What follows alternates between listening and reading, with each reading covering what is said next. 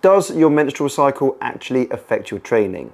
Short answer, yes, but probably not in the way that you've been told. If you menstruate, you'll notice that some weeks you'll feel super strong, powerful, on top of the world, motivated.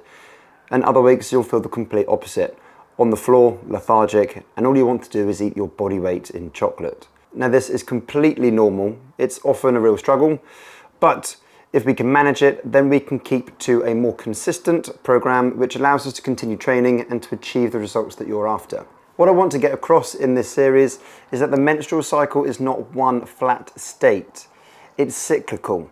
We have two major phases in the menstrual cycle, and they can possibly have a rather large impact to your mindset, your training, and your nutrition. A quick caveat before we get any further, because I want to be very honest with you, is that there has been a lot of studies on menstrual cycle training and nutrition and mindset. A lot of it is anecdotal, so it's not observed so much in a scientific research basis. However, in my experience training women for over 15 years, there can be a rather large impact person to person, and it's a very good idea to understand and to know a lot of the different physiological effects, because it may impact your training, your nutrition, or your mindset. So I want you to take this as a good to know sort of topic, rather than applying absolutely every single thing I say as a definite to you, as if it's definitely going to happen. Because everyone's menstrual cycle is completely different, it affects them in different ways. Alright, so let's get into it. So menstrual cycle normally lasts between 28 and 32 days. It might be a little bit more, it might be a little bit less. But for math basis, I'm going to refer to a menstrual cycle as 28 days, because I can very easily split it into 4 lots of 7 days, 4 weeks. There's no such thing as a normal menstrual cycle, but we do have 2 significant phases in a healthy menstrual cycle, which we're going to get into now. What is the follicular phase, and why could this be your strongest week? The follicular phase runs from day 1. So the moment you start menstruating, that is day 1 of your menstrual cycle. And it runs right up until approximately day 14 on a 28-day cycle, which is where you would ovulate. Now this is where the follicle bursts and releases an egg. Hormonally, progesterone stays low the whole way through. Estrogen starts low too, then gradually climbs before a surge right near the end, which is what triggers ovulation. So here's why the follicular phase, you'd often feel good. Estrogen is the dominant hormone, which has anti-inflammatory effects, which does have a major impact on your DOMS, delayed onset muscle soreness. So the pain that you might feel after a heavy workout in the gym might be reduced. Estrogen also has a very good remodeling properties. So actually, the amount of muscle tissue that you'll be able to repair and create, repairing cellular damage, will increase. So your strength gains in this period are likely to increase as well. Insulin sensitivity is high, which means blood sugar is more stable, so that may have an effect on a reduction in cravings. Sleep is often improved because body temperature is lower, and you're likely going to be at your lightest body weight, because this is where water retention is at its lowest. Put that together and you've got improved strength, improved recovery, improved sleep, better food choices, therefore a much more stable and predictable mindset approach to your training, your mindset and your nutrition in this phase. So training, everything else tends to be at an all-time high in this phase. Another thing which is also which I've also noticed, is coordination is improved in this phase. Like I said at the start, menstrual cycles are very different for every single person, and I've worked with a lot of women in the gym and outside the gym, and have overcome certain battles that they've had, or barriers that they've had with their menstrual cycle. I mentioned coordination. Only ever one time have I had to separate someone's training phase into 2 different phases, because this person was highly coordinated in the follicular phase and then really the opposite in her luteal phase. So in this follicular phase to start, we would do more complex movements, snatches, clean and press, chin-ups, banded work. We could be much more sure that she wasn't going to make any silly, clumsy moves and then reduce injury risk. In the second half, that was totally the opposite. The amount of injury rate risk was far greater. General clumsiness, bumping into things, dropping things. For this person, I actually moved them onto a more machine-based training program because their coordination was completely impaired. But that's only in one case. It might be you, it might not be you. But understanding that, you might start putting 2 and 2 together, joining the dots, and then that might be a good idea for you to do.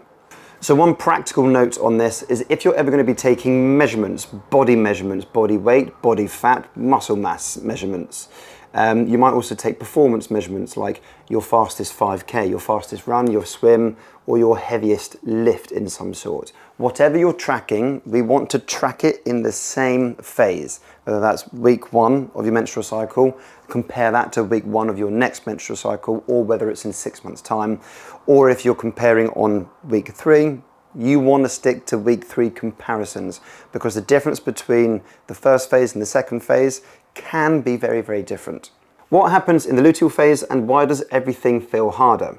So the luteal phase is the point of ovulation, so approximately 14 days in a 28-day cycle.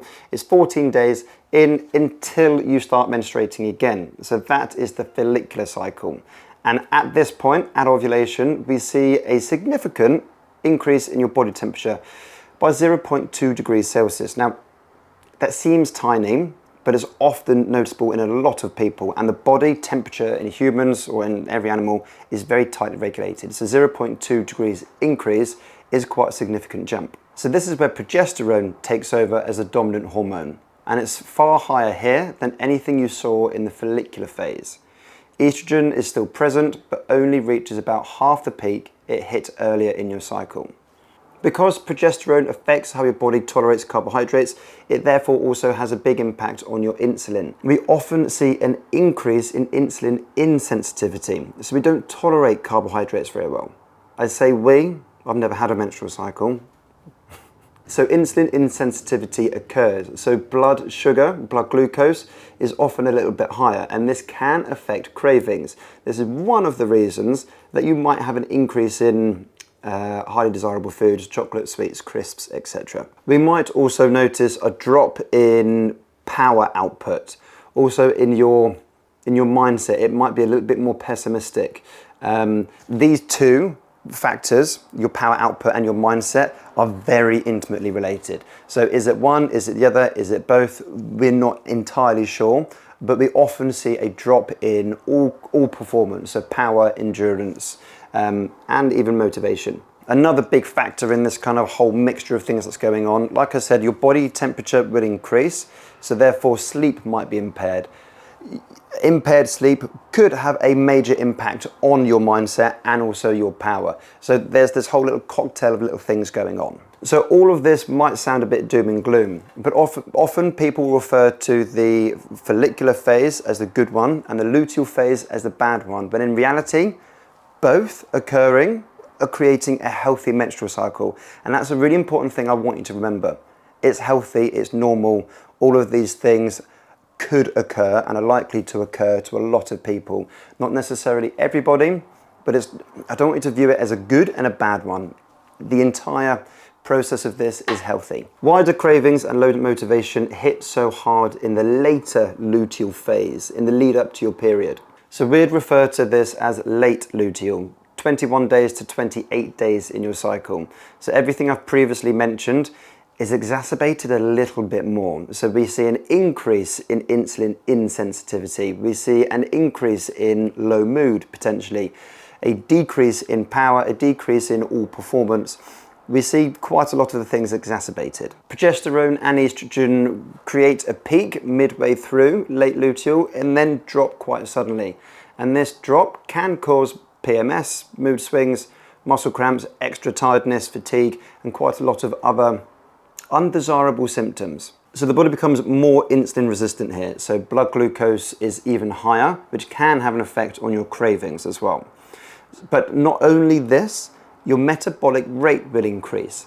As the body prepares to shed its lining, this is actually an expensive energy cost on the body. So the metabolic rate of a person might increase between 100 and 300 calories per day. Because the body actually up-regulates hunger. So the search for food becomes more intense. Now we can, if we know this, we can plan ahead. So we can purposely increase the calorie intake of the day from between 100 and 300 calories. And you could choose whatever food item you wanted. It might be sweets, chocolate, pastries, crisps, whatever it might be. It might also be a punnet of grapes, or it might be some fruits or some high fiber foods. It might be another small portion of your food. It doesn't have to be a higher calorie, highly palatable, high sugar food. But knowing this can often prevent someone from then going out and buying a whole bunch of foods, which might equate to 400, 500, 600, 700, 800 calories or so, which when we're trying to lose body weight and body fat over a long period of time, if we can prevent that from happening, that is going to completely, massively speed up the rate at which the progress will happen. Think of it this way. You might have 3 weeks of being in a deficit, progressing towards your goals. A happy day is fantastic. We might then bump the calorie intake of the person up to a maintenance level. So rather than being in a deficit down here, we could bump it up. And then because the energy expenditure, the metabolic rate has increased a little bit, we can even increase it a little bit higher. That week, the person wouldn't make any progress, but they also wouldn't regress. So 3 weeks in a deficit and 1 week at maintenance is a far better, a quicker rate of progress than going 3 weeks in a deficit and then 1 week overshooting massively in a quite a large surplus, which then undoes some of the work that they've done earlier in the phase. So knowing this can be a massive help, and that is a strategy that we have implemented on loads of people successfully. So what should you actually do or change in your nutrition and your training based upon your whereabouts in the cycle? In the follicular phase, lean into it. This is your chance to get PBs. This is your chance to wake up early, hit the gym more times than you might have previously, and really, really go for it. You'll recover quicker, your strength will be up, performance will be up, mindset often better, sleep often better. So this is your chance to fully go for it. The body tolerates carbohydrates a lot better, which then further fuels your training to enhance everything I've just said. So yeah, in terms of follicular, go for it. Early luteal. You might not notice much of a difference at this point. So really try to maintain that consistency and that momentum that you've built in the follicular phase onwards. So don't change much here. And then in late luteal, because we don't tolerate carbohydrates so well, we might actually reduce carbohydrate intake down and get more of our energy through dietary fats. Olive oils, nuts, seeds, avocados, slightly fattier cuts of meats, for example. The body tolerates those better, and that will have a reduction on the blood glucose swings. Sleep might be down. Be a little bit kinder to yourself. Still go to the gym if you can, if you don't have too many cramps or if you're not too uncomfortable. Still go to the gym. You might end up doing a little bit more cardio, reducing the weights a little bit, but just take the pressure off yourself. Find things that you can consistently do, which are helpful and progressive to your goal, but maybe don't have that very high expectation to be hitting PBs, to be training super hard, to be completely motivated and G'd up for your training and your nutrition all day, every day for that week. What I want you to focus on in this phase is simply turning up and doing the basics. That, if we can do that, is going to make a massive difference. We might have an increase in calories to bring the calories right up to maintenance level, which then will have a massive impact on potential hunger cravings, and then willpower is often increased because we have more food availability to us. Should you be following a cycle syncing program? Now, a cycle syncing program is taking everything that I've mentioned based upon each part of the menstrual cycle and then changing your food, your sleep, your nutrition, your mindset strategies around it entirely. Now, no, you shouldn't be following a cycle syncing program, and currently they are all the rage for people to sell you them and for you to buy them. When, like I said at the start, no menstrual cycle is the same. All of the information that I've just given to you is good to know. You might be picking out elements of it and thinking, oh, you know what? I've actually noticed that in myself, and I might implement this strategy or that strategy to help out with that specific problem or part of the cycle. But should you be changing your entire program based upon what could happen? No, you shouldn't. What you should be doing is starting to track your menstrual cycle, starting to track your performance, your mindset, your food choices, calorie intake potentially, and see if you can start to join some dots or find some sort of pattern. From there, then, like I said, we can apply certain strategies to help you out specifically. And that's the real value in all of this. It's understanding what could happen and then learning how to apply it to yourself.